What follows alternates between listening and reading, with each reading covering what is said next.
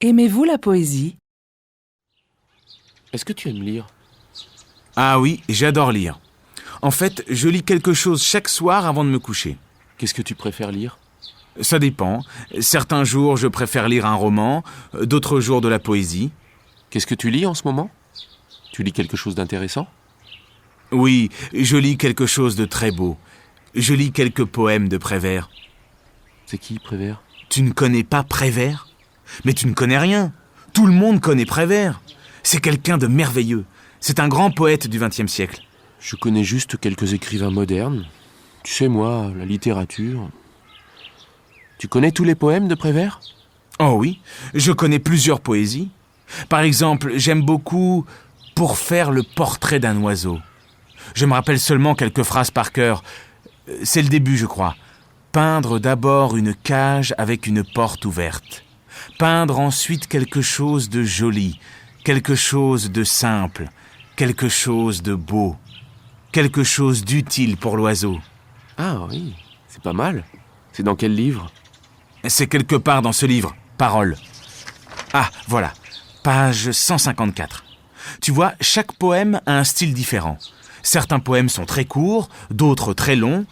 Certains sont romantiques, d'autres ironiques. Et Prévert a écrit quelque chose d'amusant? Oui, bien sûr, il y a plusieurs poèmes amusants. Cortège ou Les belles familles. Tu as vraiment tous les livres de Prévert dans ta bibliothèque? Oui, je crois. J'ai aussi plusieurs livres de poésie américaine, anglaise, allemande. Dis-moi, où est-ce que je peux acheter des livres de Prévert?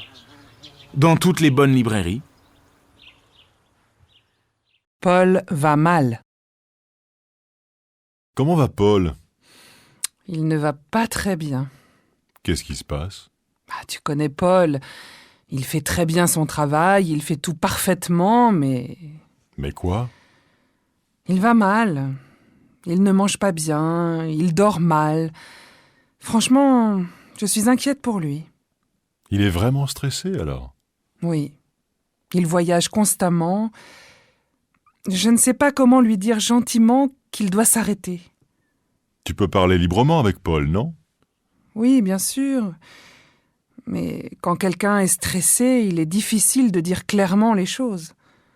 Oui, tu ne dois pas insister lourdement, mais tu dois être suffisamment ferme pour qu'il écoute. Solange est une perfection.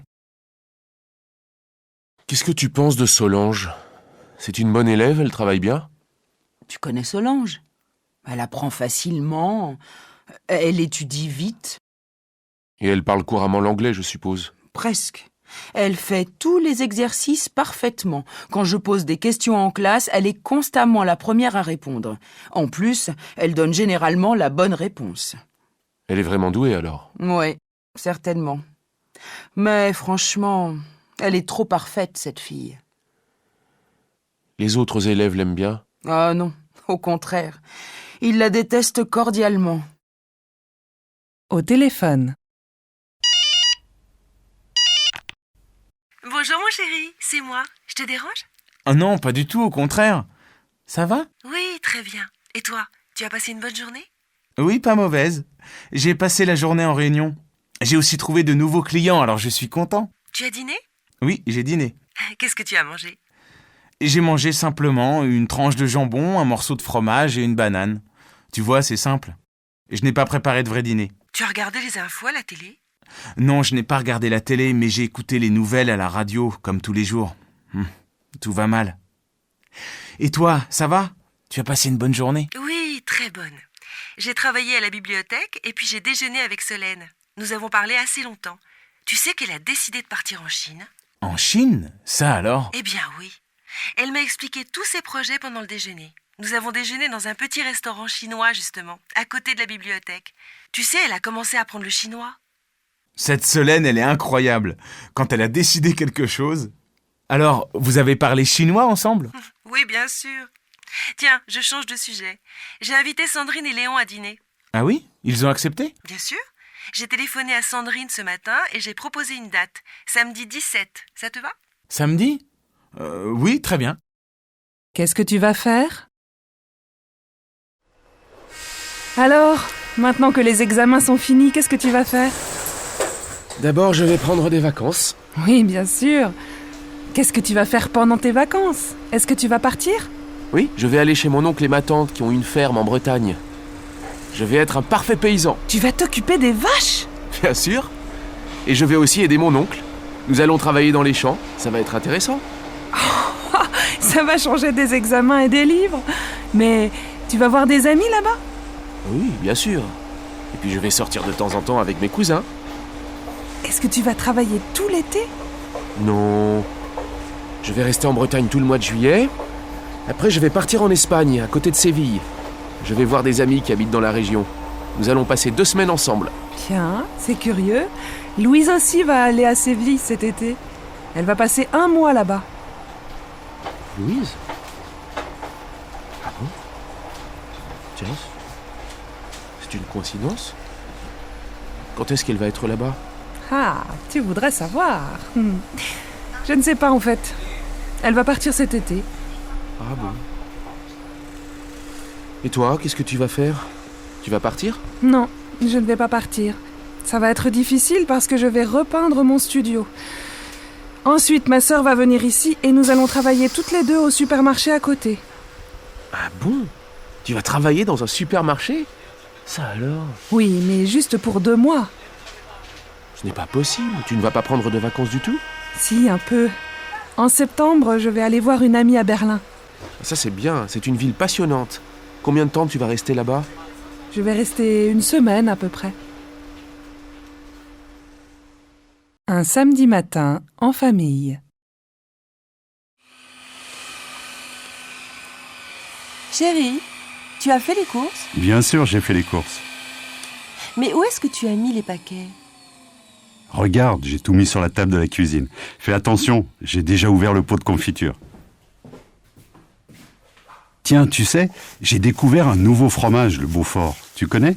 Non, mais Félix a dit que c'était très bon. Tu as bien fait d'en acheter. Tu n'as pas pris de lait? Si, j'ai pris du lait.